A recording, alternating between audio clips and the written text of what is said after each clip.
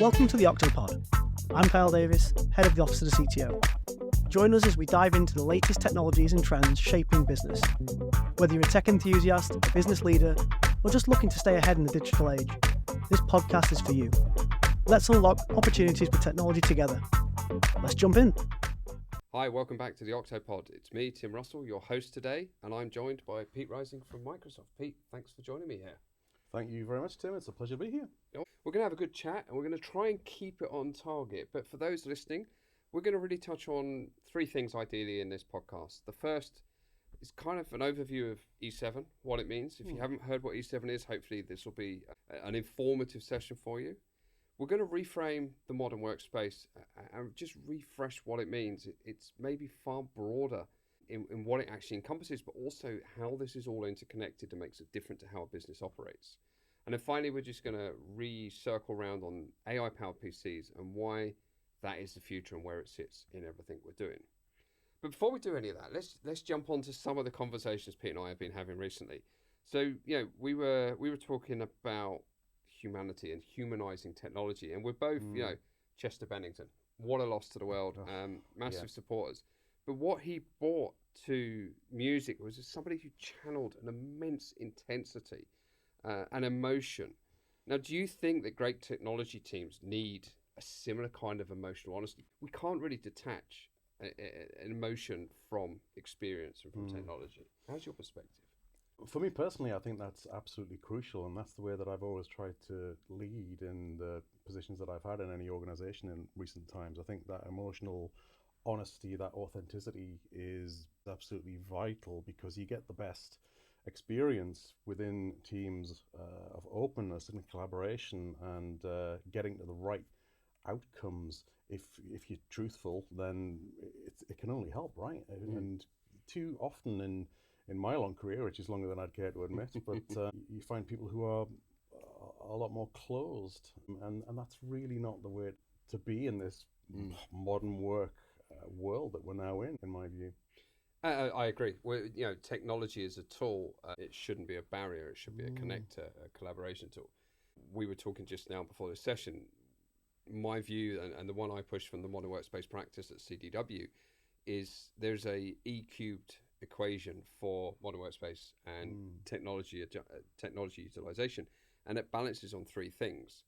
Equity of experience. I can do my job wherever I am, whatever device I'm on. The second is efficiency of both consumption and delivery. It shouldn't take you more clicks than it would on a mobile phone to get an application, for example. We should be focusing on both the efficiency when it comes to deliver, but the efficiency when it comes to consume. And the third one, and the most important one, is emotion. And we laughed about this earlier, is whenever I ask this question, have you ever heard someone say, I'm going to throw the laptop out the window? 99.9% of us have heard someone say that. That's just not acceptable. Yep. And when we look at technology isn't a black box anymore. Technology is something we feel an affinity to. It's something that does drive an emotion, but the emotion we should be pushing in all of our technology choices should be one of fulfillment, satisfaction, dare I say happiness, not the opposite end of that scale. Do you want to add anything to that? Oh, I totally agree with you, Tim, and I think the technology should be an enabler and not a barrier to curiosity and innovation and the route to good outcomes. So no argument here. Totally agree. We want people to do their best work. But look, let's bridge this now out to the modern workspace. Now, quite often people, when you hear modern workspace, they're going to think, it's a collaboration tool, it's Microsoft Teams. Or in some places, it's the laptop. I think we know it's far broader. Absolutely. From your perspective, what's actually broken in most organizations' current workspace strategy? Is it a disconnect of understanding, or is it a siloing of a technology choice? I think very much siloing was a word that came to mind, or fragmentation could be another way to describe it. I think in my experience over the last few years since we've been in this modern workspace, I think organizations, you will find that they are very siloed. For example, data people are not talking to the security people, not talking to the endpoint people, and that is a barrier to good overall roadmap outcomes that we need to be looking at, especially when you're talking about the realm of security.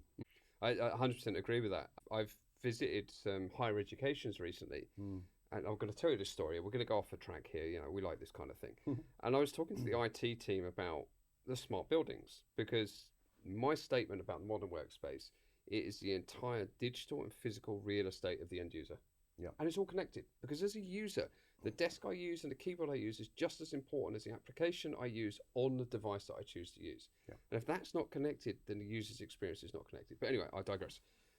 I was talking to the IT team and I said about this smart building, a smart campus, and they said to me, yeah, but facilities, they've just gone and bought a new door entry system. I said, did they talk to you? No. Does it have an API? No. Why did they buy the system? Because it was cheap. Will you pay a price? And Absolutely. if you don't join those things together, especially when we talk about the modern workspace, and the modern workspace is a really simple term, but when we look at digital and physical real estate, the end user, which is actually what we're implying, anything a user touches in their journey, both digitally and physically, if it's not joined up, you have a broken journey. I totally agree, and I love it. I view the modern workplace, to me, as wherever I am. I mean, I came down to London today to meet with you and record this, and I came by train, and laptop out on the train, connect to Wi-Fi. That's my desk for that journey. So I should be able to do my job with any device as I'm walking through London with my phone, replying to Teams messages. That's what modern workplace means to me. It's device independent as well, whether I pick up, as you rightly say, the mobile phone, the laptop, whatever. But it's this idea that you can connect securely, anywhere, anytime. It's the old Martini model, anytime, any place, anywhere. And I think then, maybe to answer my own question, but I'll let you answer it as well, is the modern workspace is about connecting that experience together. It's not about connecting people to technology. It's about connecting the experience to the people. Very much so, without a doubt, because the tools and the devices and the apps, they should be there to support the people to do their jobs. They've got a job to do, and the technology and everything else we just mentioned there needs to be an enabler, not a barrier, and not, as in your example, I'm going to throw this laptop out the window.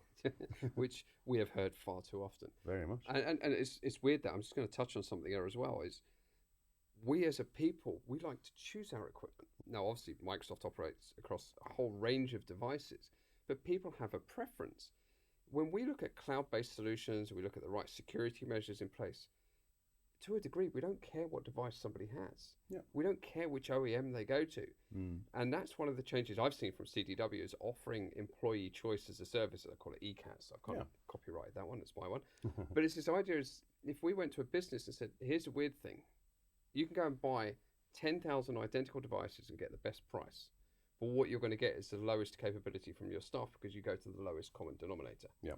Whereas if you say, well, this is the price range I'm looking for, and when against a persona you can offer choice, you start creating an attachment between a person and technology that actually augments and improves that experience. Again, I'll take your perspective. Have you seen a similar kind of thing in your history?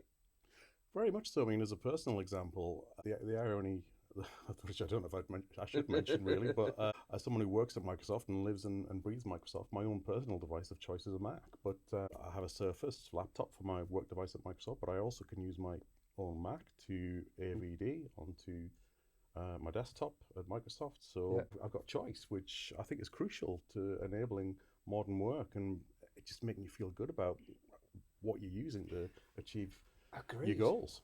It's not about the platform, it's about accessing the tools. And this is where we're going to lead ourselves very cleverly onto the next question. But it's about this M365 platform. Yeah. I don't care. I've got M365 on my phone. I've got it on my tablet. It's secured. It's connected. I've got it on what device? And you know what? If I want to, I put it up inside an AVD experience. Yeah. I can still do my job. It's coming back to that equity of experience and efficiency of delivery or of consumption. So let's move on to the license. Let's move on to E7. Yes. Now, for people who actually haven't followed, what does E7 mean at the really top level? Okay, well, we are calling it the Frontier Suite, and what it basically comprises of is a number of things that you probably already know, bundled together under one new branding, which is E7, and it includes Copilot, it includes Agent 365, it includes the Entra Suite, which is one of the most amazing things that's included in it for all the great security stuff that is in there, and it includes, for the life of me, what's the last one?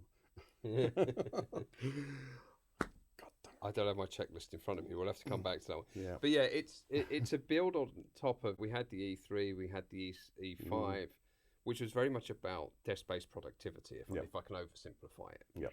With a touch into a little bit this, teams there. E7's taking you into the agentic AI world. It certainly is, yeah. It's moving the needle. Do you see E7 being as device independent as E5? It's like the M365 license, talking about AVD or platform of choice. E7 and all of those tools, they're going to be just as available, right?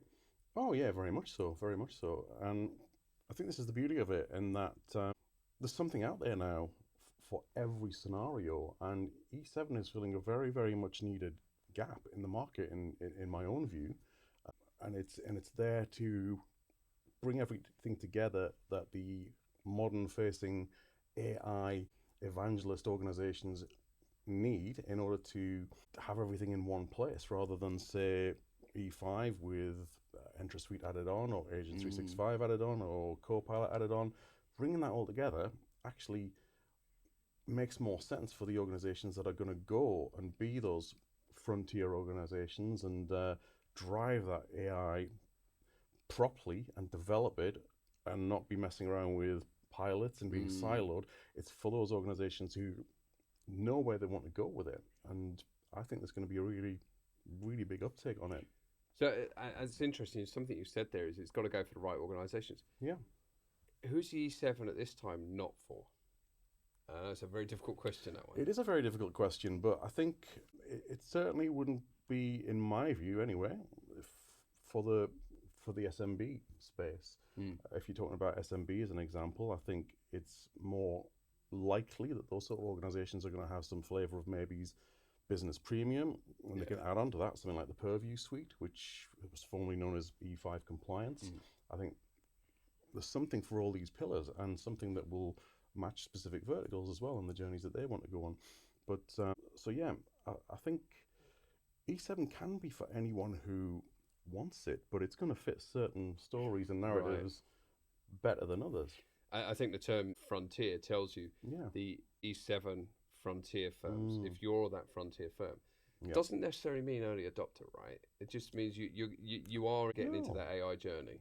It's a really great way of putting it, and I agree. I think it means that you've already come to terms with what you want to do in that space. You already have a vision, a roadmap, and you've broken down those silos. The right disciplines are talking to each other, and you're not stuck in pilot, and you've got a destination which is clear and everyone is aligned to. I think that ties into one of the other messages I come out with is, for me, 2026 is a year of AI accountability. It's not accountability of AI, it's the fact that you had curiosity, you had experimentation, and 2024, 2025, businesses have spent money they didn't have earmarked for AI on AI as an experimentation. And we at CDW, we did end of 2025, we did an AI study. We've released it. It's available on the website. 90%, I think the stat was, of businesses that did an AI project didn't even hit ROI 0. They didn't even make it back the cost of investment. And in this market, we have to remember the money that came from those investment wasn't there anyway. It was begged, borrowed, or stolen from other parts of the business. And now businesses are very much resistant to this, do it for the sake of it. You have to show me a real tangible outcome, a real business value. And I think E7, for me, is an easy way to open up the tap at a varying degree. It's not on all of one. You don't give it to everyone, you build it out. And I guess maybe for me, the question to you is there a part of the business that would start with an E7? Is there a part where you position it? Is it into IT, where we always find stuff starts? Or is it maybe marketing? Or is it maybe, I don't know, finance even?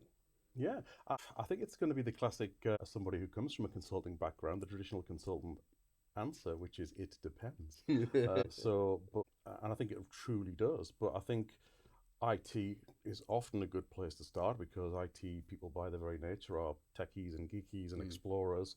And I think there'll be cases where you'll expand that out into champions groups as well, because the champions who are perhaps not from across IT disciplines can evangelize that more effectively than, say, the average IT. I don't want to tar all IT bods with the same brush and say we're all geeky, we all nerdy, if you like, but because it is a bit of a stereotype. But the message is going to land better if it's coming from a non-IT person who's bought into it. I always find from experience, if they're excited about that technology and say, oh, this is great, this has really helped me in my day-to-day, then people are going to listen to that person rather than, oh, here goes the IT bods preaching on about something again. I think you're right. It's about a persona-led journey.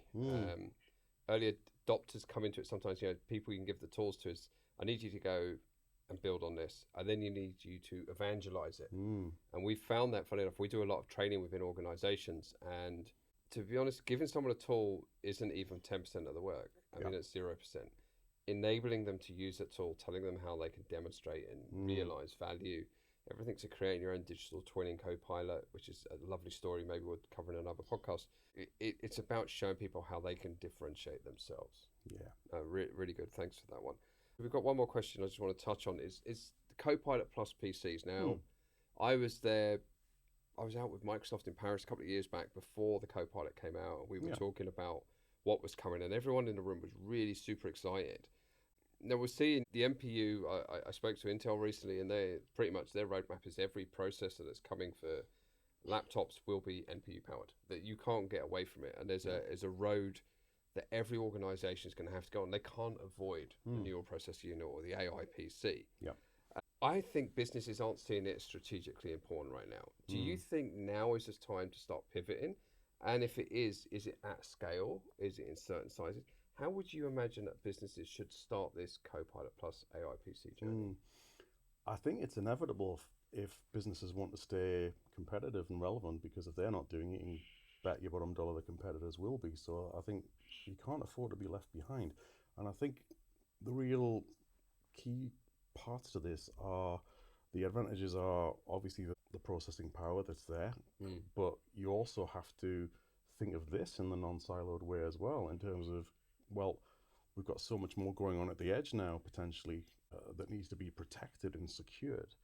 And that is something, I'm going to bring it back to E7 a little bit, that is something that E7, with everything all together in that one license package that we can speak to with Copilot and PC and Agentic AI, we can wrap around all of that security, compliance, and identity to it to make sure that we can be having people confidently taking advantage of the power and the speed that these NPU devices can bring. Yeah, agreed. Ultimately, it's, if you're not building an AI strategy for your end user compute devices, what you rightly say, you will be behind the curve. Firstly, from a business perspective, but secondly, applications are being built to make use of the CPU, the GPU, the NPU. It's not an if, it's a when. Exactly. Totally agree. Pete, I'd really like to thank you for the time today. It's been an amazing, insightful Chester Bennington started journey. Hopefully for those listening, you've got some value out of the E7 conversation, the AI PC conversation, and we look forward to talking to you again on the next podcast. So with that, I've been Tim Russell. And I'm Peter Rising. Take care. See you next time. Into today's episode, be sure to check out the back catalogue for more great insights. Don't forget to subscribe via your favourite podcast platform so you never miss an episode. We appreciate your support, and if you have a topic you want us to cover, feel free to reach out. Catch you next time.